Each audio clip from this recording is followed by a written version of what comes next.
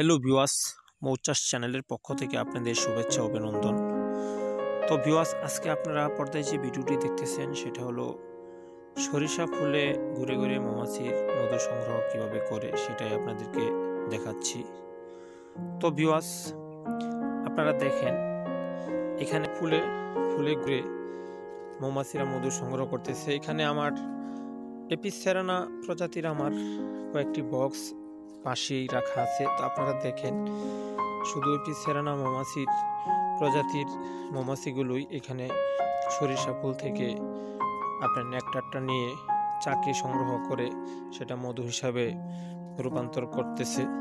তো ভিউয়ার্স, আপনারা যারা এপিস সেরানা মৌমাছি চাষ করেন অবশ্যই আপনারা আপনাদের আশেপাশে যদি সরিষা বাগান থাকে সেখানেও আপনারা আপনাদের বক্সগুলো স্থাপন করতে পারেন। তো ভিউয়ার্স, আপনারা যারা এপিস সেরানা মৌমাছি চাষ করতে চান একটি দুটি বক্স, তাহলে অবশ্য আপনারা যদি আপনারা প্রয়োজন মনে করেন তাহলে আমার এই চ্যানেলে আপনারা কমেন্ট করে আপনারা জানাতে পারেন।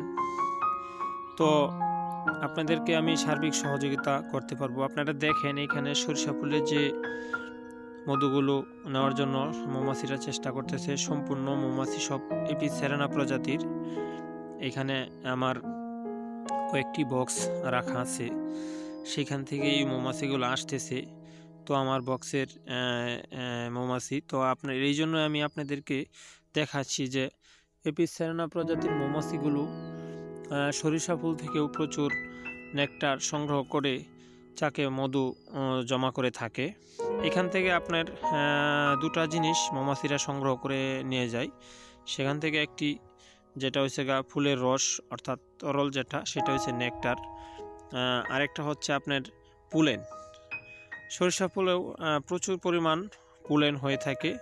তো ভিউয়ার্স, আপনাদের যদি কারো মৌমাছির বক্স, মৌমাছি বা মৌমাছির কোনো রকম উপকরণ, নেট, জাল, এরকম কারো মৌমাছি মধু নিষ্কাশন যন্ত্র এরকম কোনো কিছু প্রয়োজন হয় অবশ্যই আপনারা আমার এই মৌচাষ চ্যানেলের মাধ্যমে কমেন্ট করে আপনারা জানাবেন।